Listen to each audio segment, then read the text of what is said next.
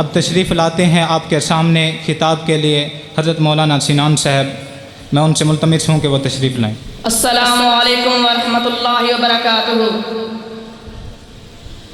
نحمده ونصلي على رسوله الكريم. اما بعد فاعوذ بالله من الشیطان الرجیم. بسم اللہ الرحمن الرحیم. ما كان محمد ابا احد من رجالكم ولكن رسول اللہ وخاتم النبیین. جن پہ سلسلہ الہام و نبوت ہوا ختم، جن پہ سلسلہ الہام و نبوت ہوا ختم، جن سے قائم ہوئے بیدار نگاہی کے اصول، دوش برات پہ پہنچے جو عرش بری، دوش برات پہ پہنچے جو سر عرش بری، وہ خلاؤں کے پیغمبر و فضاؤں کے رسول. حاضرین مجلس، دلائل و براہین کی بلندیوں پر تیرتے جن الفاظ کو آپ کے روبرو بیان کرنا چلا ہوں، ان کا عنوان ہے نبی صلی اللہ علیہ وآلہ وسلم بعثت خاتم النبیین. حضرات گرامی قدر، ختم نبوت اسلام کا بنیادی عقیدہ ہے. ہر وہ شخص جس کا دل میں ایمان کی ہلکی سی بھی شمع روشن ہو، اس کا عقیدہ ہے کہ انسانوں کی رشت و ہدایت کی خاطر انبیاء علیہ السلام کا جو مقدس سلسلہ آدم علیہ السلام سے شروع ہوا وہ محمد صلی اللہ علیہ وآلہ وسلم پہ آ کر ختم ہو گیا. محمد صلی اللہ علیہ وآلہ وسلم قصر نبوت کی آخری اینٹ اور سلسلہ انبیاء کری بن کر آئے. ہر نبی اللہ خاصے لے کر آیا. آدم آئے ابو البشر بن کر، نوح آئے رسول اول بن کر، ابراہیم آئے جد الانبیاء بن کر، موسیٰ آئے کلیم اللہ بن کر، عیسیٰ آئے روح اللہ بن کر. ہر نبی کی نبوت متعین مدت کے لیے، ہر رسول کی رسالت خاص قوم کے لیے، ہر پیغمبر کی پیغمبری خاص علاقے کے لیے. لیکن جب میرے پیارے نبی محمد مصطفیٰ صلی اللہ علیہ وآلہ وسلم کی نبوت کی آری آئی تو میرے رب نے ختم نبوت کا تاج پہنا کے بھیجا. ما كان محمد ابا احد من رجالكم ولكن رسول اللہ وخاتم النبیین.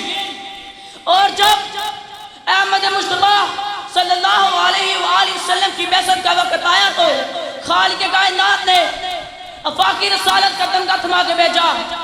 الیوم اکملت لکم دینکم واتممت علیکم نعمتی ورضیت لکم الاسلام دینا.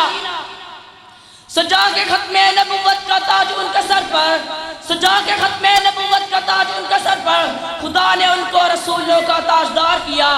حضرات گرامی قدر، اگر میرے پیغمبر صلی اللہ علیہ وآلہ وسلم کے ختم نبوت کا دلائل دیکھنے ہو تو قرآن اٹھا کے دیکھیے.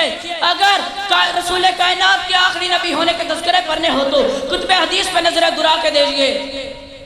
حضرات، میرے پیغمبر صلی اللہ علیہ وسلم کی ختم نبوت کے براہین چاندی کا چاند کی طرح روشن ہے. آئیے رب کائنات کی گواہی سنیے.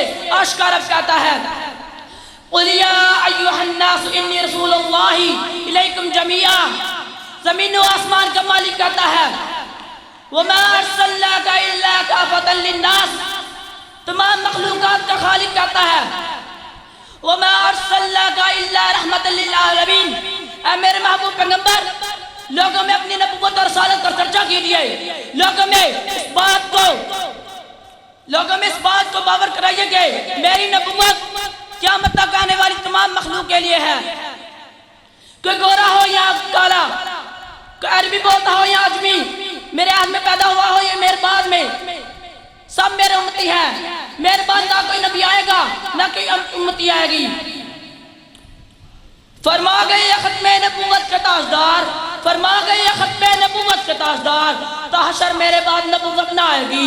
میں آخری نبی ہوں تم امت ہو آخری، میں آخری نبی ہوں تم امت ہو آخری، کوئی نیا نبی کوئی امت نہ آئے گی. حضرات گرامی قدر، محبوب کبریا کی ختم نبوت کا عقیدہ وہ عقیدہ ہے جس پہ اسلام کی عمارت کھڑی ہے. یہ وہ عقیدہ ہے جس کے بغیر ایمان کی شمع گل ہو جاتی ہے. یہ وہ عقیدہ ہے جس میں ذرا سی لفظ دین کا سورج گہنا جاتا ہے. وہ عقیدہ ہے جس میں معمولی سی کمزوری سے مذہب کا محل گر جاتا ہے. حضرات، اسی لیے پیغمبر اسلام نے انداز بدل بدل کر اپنی ختم نبوت کا پھریرا لہرایا ہے اور لسان صادق سے ختم نبوت کا بیان فرمایا ہے. کہیں اعلان کیا انت منی بمنزلت ہارون من موسیٰ الا انہ لا نبی بعدی. کہیں باور کرایا انا العاقب الذی لیس بعدی نبی. کئی باتیں فرمایا انہ سیکون فی امتی ثلاثون کذابون یزعم کلہم یزعم نبی انہ نبی وانا خاتم النبیین لا نبی بعدی. حضرات یہ وہ دلائل ہیں جو پکار کر میرے نبی صلی اللہ علیہ وسلم کی ختم نبوت کو باور کرا رہے ہیں.